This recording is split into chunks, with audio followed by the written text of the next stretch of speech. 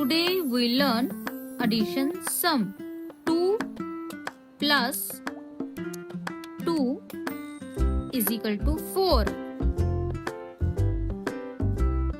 5 plus 3 is equal to 8. 9 plus 2 is equal to 11.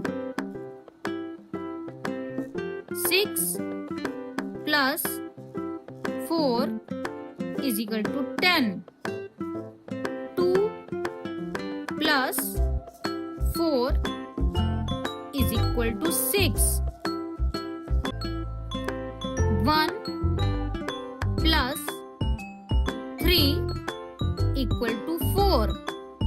2 को हमने नीचे उतारा तो हमारा बन गया 21 प्लस 3 इक्वल टू 24.